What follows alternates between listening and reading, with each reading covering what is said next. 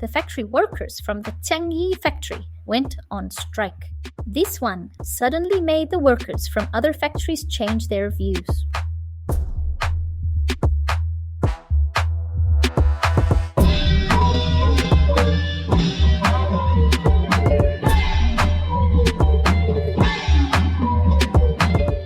Hello and welcome to episode 33 of What's Happening in Myanmar, a weekly show from the Frontier Myanmar podcast family. I'm your host, Luke Corbin. It's Friday, June 27, and there's been plenty happening in Myanmar. Coup leader Aung Hlaing is in Belarus. The State Administration Council held a peace forum, and there's been continued intense fighting around Nang Cho in Shan State as the military continues pressuring the Aung National Liberation Army. And for our episode today, we're joined by Frontier Myanmar journalist Ya Nwe to talk about the landmark wage increases recently won by garment workers in Yangon. As she put it in her story published last week, they've struck gold. When she joins us, Ya Nwe's voice will be disguised for security reasons. These security reasons will of course be familiar to listeners.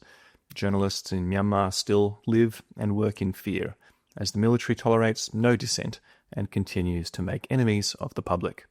There were reports this week that more than 10 civilians were detained for wearing flowers in their hair, and one for posting a picture of Aung San Suu Kyi on TikTok. The SAC has been particularly sensitive about any mention of Aung San Suu Kyi because it was her 80th birthday last week.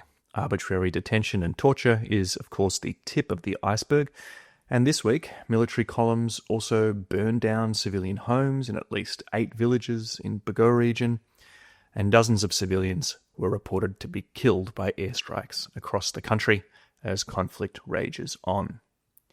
But, as mentioned, coup leader Senior General Aung Hlaing thought that the time was right this week for a peace conference. So let's get into that for a moment. As Frontier's daily briefing newsletter covered extensively, the Military State Administration Council, or the SAC, held its Peace Forum 2025 conference in earthquake-devastated Nay Pyi Taw on Wednesday. Military-controlled media sported the attendance of armed groups, of current and former diplomats, and, quote, international intellectuals. China's Special Envoy for Asian Affairs, Deng Xijun, who was instrumental in the ceasefire between the military and the Myanmar National Democratic Alliance Army in January, which led to their retreat from Lashio, also attended. The armed groups there were, unsurprisingly, not those ones in direct conflict with the military. Of course, plenty of time was devoted to Aung Hlaing taking the podium, and he took the opportunity to promise the military's planned elections at the end of this year would, quote, create opportunities for all eligible voters to cast their votes, unquote. Of course, this is despite nearly 1 million Rohingya born in Myanmar remaining stateless, most of Myanmar being either out of the military's control or a conflict zone, and of course the fact that the military enacted a coup and it routinely jails and tortures critics and pro-democracy activists. Aung Hlaing railed against the National League for Democracy government, and given the peace theme of the event, he also said that armed groups fighting the military really should just give up their weapons. After this strange spectacle, the coup leader flew off to Belarus for an economic forum hosted by Belarusian dictator Alexander Lukashenko, who's also the chair of the Eurasian Economic Union, which is an organization of 5 post-Soviet states that's dominated by Russia. Aung Hlaing requested there that Myanmar be admitted as an observer state to the bloc. This continues the pattern of increasingly warm ties between Myanmar and Russia. Russia, of course, which explicitly supports the military with expertise and equipment, and furnishes the SAC with deals and investments. And from those slightly surreal regime shenanigans to very real improvements in quality of life for thousands of workers in Yangon. We reported back on episode 28 of this show that workers went on strike with massive protests at the Tsang Yih shoe mega factory in Hlaing West in May. The strike surprisingly resolved in the protesters' favour. They won an increase in their total daily income, but at the time it wasn't yet clear if this achievement would set a precedent for conditions in other factories or if it was just a one-off. Well, reporter Ya Nwe was on the case, soon filing a feature for Frontier about the lead-up to the strike and its effects. It turns out that the strike was part of a wider campaign from workers and unions to achieve a minimum living wage and was carefully timed for a meeting being held by the ILO. That's the International Labour Organization. We reported on episode 31 about that ILO event. The ILO adopted a resolution declaring Myanmar non-observant of key labour rights and conventions. The ILO invoked Article 33 of its constitution, which allows it to call for action against countries that fail to comply with its resolutions. The ILO said countries should ensure their relations with Myanmar in no way enable, facilitate, or prolong the violations of workers' rights in respect of freedom of association and forced labour. Now, Ya Nwe has plenty to say on that too. Her feature is linked in the show notes, titled Striking Gold, Myanmar Workers Score Higher Wages. Now, before Ya Nwe joins us, I'm just going to note something quickly about the benefits of joining Frontier Myanmar as a member. For those of you who already subscribe, well, you're the reason that journalists like Ya Nwe can publish the in-depth feature stories that they love. So thank you. But if you're still on the fence about subscribing, consider this. For less than $1 a day, you can have access to Frontier's daily briefing news summaries, media monitoring reports, translations, fortnightly political insider newsletters, and much more. Frontier even has a tailored media monitoring service for clients with an interest in a particular topic. So head to the website and check it out. Now, back to the interview. For more on this, I'm joined by Frontier Myanmar journalist Ya Nwe. Hello and welcome back. Ya Nwe, you were on the show way back on episode 2 last year when you reported on how the SAC is shortchanging and cheating teachers and staff in the education ministry. It's a big pleasure to have you back on the show again. Yeah, thank you, Luke. Thank you for having me. Okay, well, before asking you about the specifics of this story, I just wanted to ask you first about the garment sector in Myanmar, because when we get news in the English language about Burmese workers, it's usually either about migrant workers or it's about the garment sector. So I wanted to ask you, what is it about the garment sector? Why is it so important? And has it changed much since the 2021 coup? Yep. The garment manufacturing sector is really important for our country because this sector gives the job to between 500,000 and 600,000 people. So it's a really big sector that creates jobs for Myanmar people. Actually, in Yangon, the garment manufacturing center, the industry is really big here. You can say something like the lower class and the working poor really relies on these jobs, actually. In 2021, you may remember that a few factories owned by Chinese nationals were destroyed. They were damaged during the coup. There was political unrest and some hate against the Chinese, and ever since then, we can say that the sector has been shaken. It's not the same as before the coup. Because in 2021 and 2022, also, so many factories, they stopped working and shut down. They dismissed so many workers. We had a lot of disputes between the dismissed employees and factory owners. That's what we see in 2021 and 2022. But, at the same time, well, lots of factories, they shut down. There were some new factories that were appearing. The factories with responsibility and transparency, they were mostly replaced by, like unnamed ones without transparency and no responsibility. So the new factories that have replaced the ones that shut down after the coup are in general less responsible and less transparent. That sounds difficult. Yeah, so it's a really difficult situation for workers and union leaders.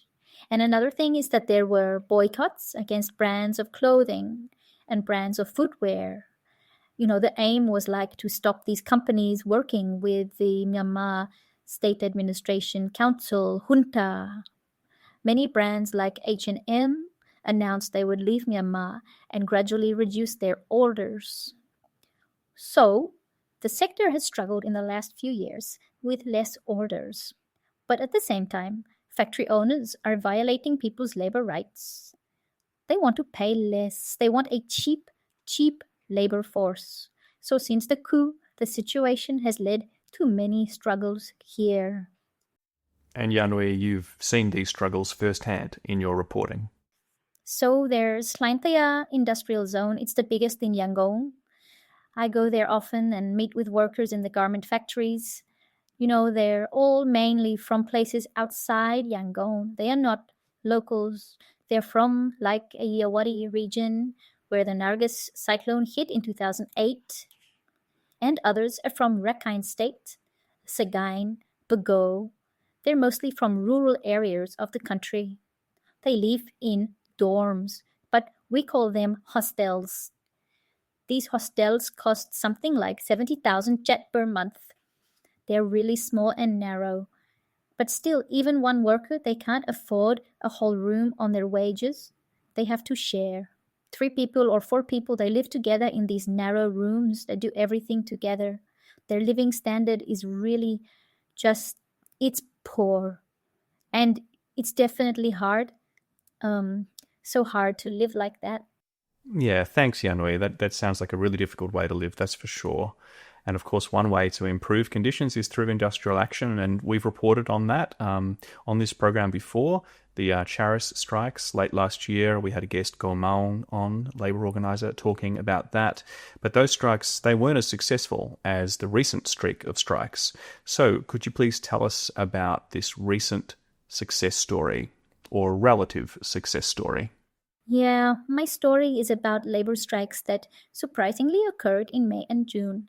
The wages people earn in Hlaing are really low, something like 300,000 kyat, 400,000 kyat per month. Like, obviously, that's not enough for them to make ends meet. Really. So, these wages are a serious problem for them. The strikes, they started from the May Day events, actually. As we all know, May Day is a day for labor. There were many events in Myanmar, but through these events in Yangon, lots of workers, they got to meet each other and they got to meet with the unions. So many of them, they went to the one place for events and they met. So from these meetings in May Day, they found a way to get the salary raised. They decided to demand their wages go up. They started a strike. It's really surprising because we know that since the 2021 coup, the military regime, it always cracks down on protests. And it never gives a chance to the people to strike or raise their voice. But this year, in May, the laborers went out and they didn't tolerate anymore. And they started the strikes. Thanks, Ya Nwe, and thanks for bringing up the exact wages there, because they're a little bit confusing in Myanmar. You have a sort of minimum wage, a base rate, and then there are allowances that get put on top, which are not included in overtime pay. So could you just explain a little bit about how that works in Myanmar? And, the complicated nature of the remuneration is actually why the strikes were only partly successful, as I understand it. Yes, it's a central problem here.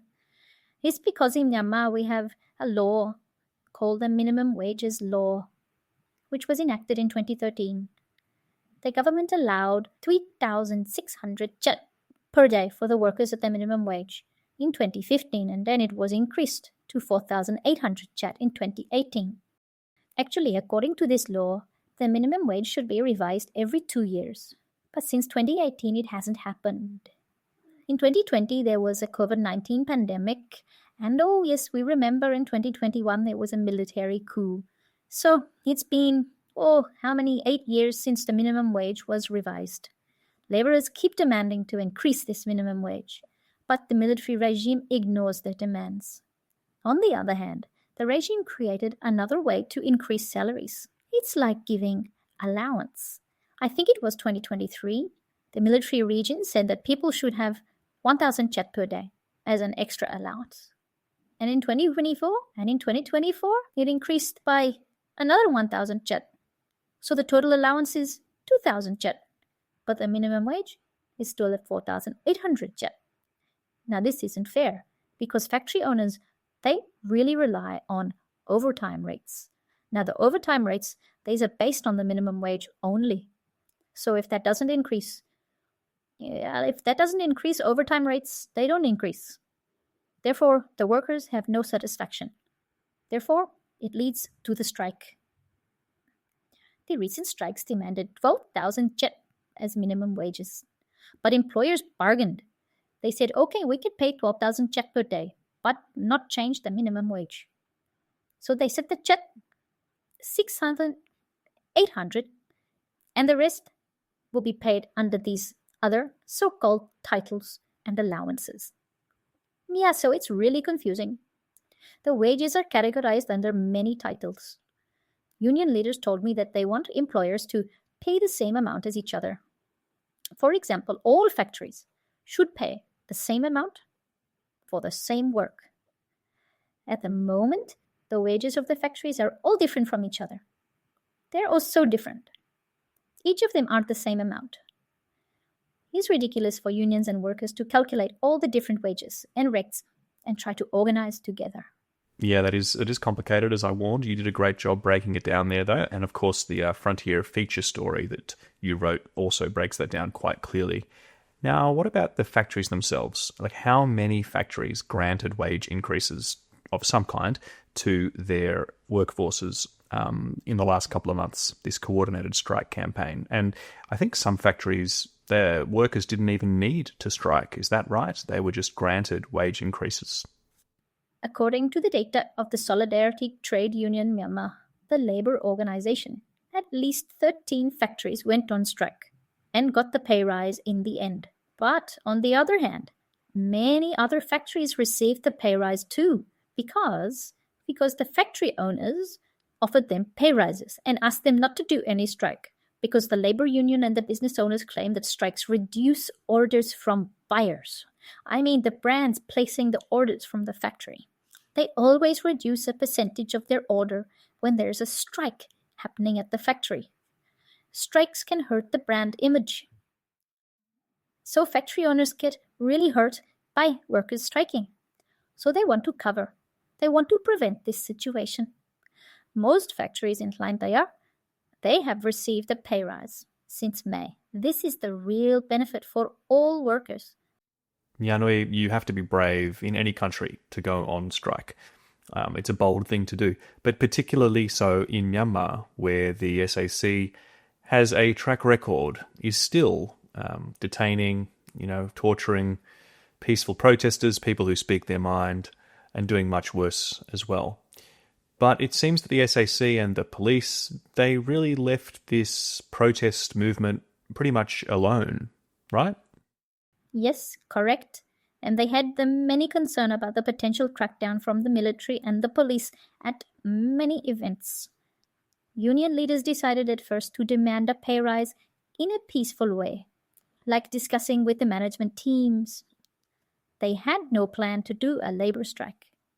But I think on the second week of May, the factory workers from the Tsang Yih factory went on strike.